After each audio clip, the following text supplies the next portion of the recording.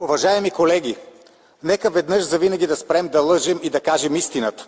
Лидерите на Европейския съюз никога не са искали в Украйна да има мир, никога не са искали да помогнат на украинския народ да живее нормално. Единственото, към което тези хора се стремят, е да навредят на Русия. И в името на тази цел най-цинично използват Украйна и превръщат украинците в пушечно месо. Веднага след встъпването си в длъжност, новата американска администрация назначи двама специални пратеници, които започнаха работа за постигането на мир в Украйна. За повече от 3 години война Европейския съюз не излезе с нито една мирна инициатива, не назначи нито един специален пратеник за урегулиране на конфликта. Вместо това лидерите на ЕС помпаха с пари и оръжие режима на Зеленски и правеха всичко възможно за продължаване на войната.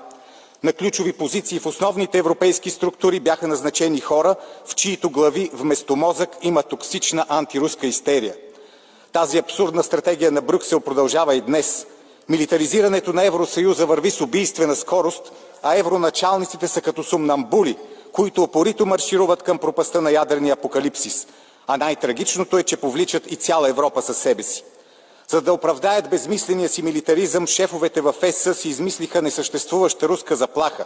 Не спират да ни плашат, че ако не се въоръжим до зъби, руснаците утре ще превземат Берлин, в други ден ще маршируват на Шанзелизе, а всички европейци ще бъдем бити с пръчки, докато принудително учим руски език. Няма нормален човек, който да повярва на подобна глупост. Обаче, за жалост, днес Евросъюзът не се управлява от нормални хора. Тези лица смятат, че омразата и страхът най-после ще превърнат Европа в едно неделимо цяло.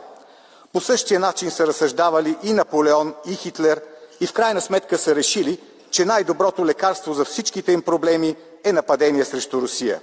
Всички знаем какво стана и с Наполеон, и с Хитлер. Изглежда обаче, че днешните лидери на Европейския съюз изключително много държат да повторят тяхната съдба. Благодаря ви.